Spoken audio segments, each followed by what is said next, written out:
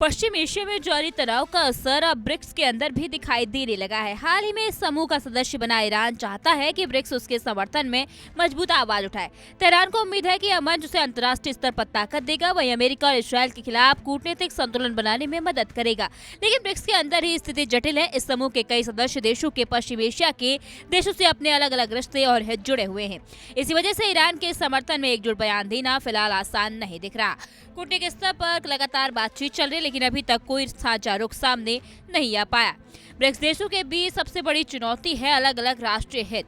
इस समूह में ईरान खुद संघर्ष से जुड़ा हुआ देश है, जबकि संयुक्त अरब अमीरात और सऊदी अरब जैसे देश भी इसके सदस्य हैं। इन देशों के पश्चिम एशिया में अपने कूटनीतिक समीकरण और आर्थिक हित जुड़े हुए हैं। ऐसे में किसी एक मुद्दे पर सभी देशों का एक मत होना बेहद कठिन हो जाता है। यही कारण है कि ब्रिक्स के भीतर इस मुद्दे पर लगातार चर्चा चल रही है, लेकिन अभी तक कोई साझा रणनीति तय नहीं हो पाए। विशेषज्ञों का मानना है कि जब किसी संगठन के सदस्य देशों के हित अलग अलग हो तो एक संयुक्त नीति बनाना बहुत चुनौतीपूर्ण हो जाता है। इन जटिल परिस्थितियों के बीच भारत लगातार मध्यस्थ की भूमिका निभाने की कोशिश कर रहा है।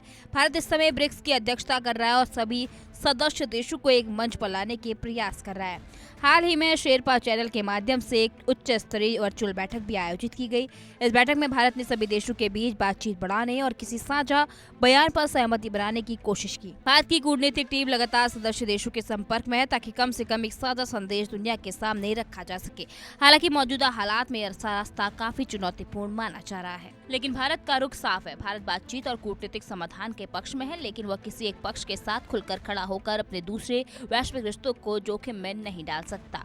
यही वजह है कि दिल्ली बेहद संतुलित और सावधानी भरा कदम उठा रहा है। कूटनीतिक स्तर पर कोशिशें जारी है, लेकिन फिलहाल ब्रिक्स के भीतर इस मुद्दे पर पूरी सहमति बनना आसान नहीं दिख रहा।